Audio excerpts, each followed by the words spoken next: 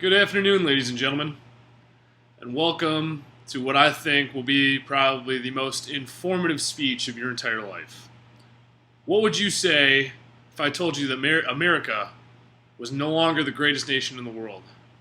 That we are now vying for political power between two different candidacies and two different parties that would like to believe that a nation divided is more powerful than a nation united. Today I am here to talk about the necessity for electing a presidential candidate who is more than adequate and is more than capable of leading this wonderful nation back to what it was once before. Our forefathers did not fight, give their lives, just so that we could screw this nation up. Today I am here to enlighten, to brighten, and to hopefully inform and show the path of a nation united. Seeing as how we will be voting for the president next year, or this upcoming year, I will speak first on the Democratic candidate, Hillary Clinton. She's wise, she has been in office, and she seems like a likely candidate. On the other hand, there is Donald Trump, who is also very wise and seems to be a very powerful choice for the United States of America. Finally, I'm going to discuss where both parties have not necessarily done right. They have had some blunders and some outstanding bloopers, some urges to go against the beaten path. I hope you enjoy. Hillary Clinton, to first start out, well, Hillary Clinton's views seem to be more toward the people of America. So, I'm not talking about the upper class, I'm talking more toward the lower class. But both parties have seemed to deny the fact that there is a middle class, and that middle class should be looked at. Now, Hillary views more of the lower class. She would like to go ahead and give free college for 2 years. She endorses President Obama's plan to go ahead and do that. Now, that seems to be a not-so-bad type of decision. However, free college for 2 years is going to rack up on the taxpayers, and I don't know if we can handle that. I mean, do we really want to go ahead and increase taxes on people who are already very angry about that? Next, Hillary decides that she would like to endorse President Obama's immigration executive order, calling the plan to protect nearly 5 million undocumented immigrants. Hillary is trying to win the Hispanic vote in this way, and I believe that that is a very accurate possibility. If she wants to go ahead and try and gain the immigrant side of the vote, she could very well do that.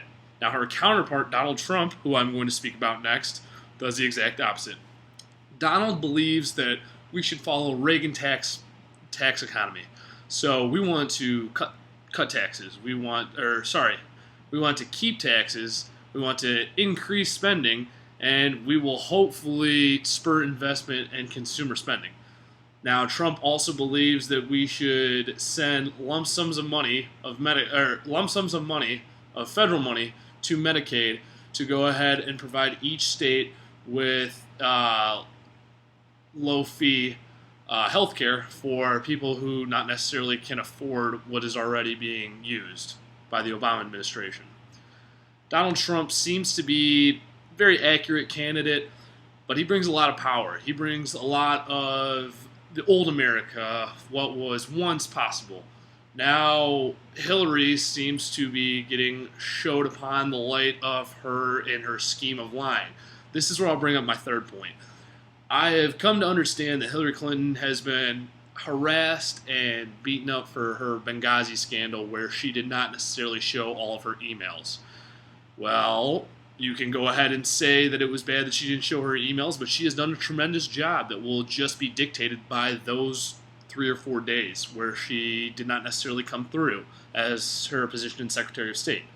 Now, Donald Trump, on the other hand, has been criticized by his own party. Donald Trump decides that he would make Mexico pay for their own wall around the United States, and if there wasn't that done, he would go ahead and severely punish them, which we don't know how that would happen. That could cause another war. Donald Trump could also spur many different things. That being said, if Donald Trump's elected, well, are we going to have allies anymore, or are we going to have enemies? That's something to look at. Hillary has already been in a type of situation of power. Donald Trump has not. However, Donald Trump's views look to be more of the way America needs to go.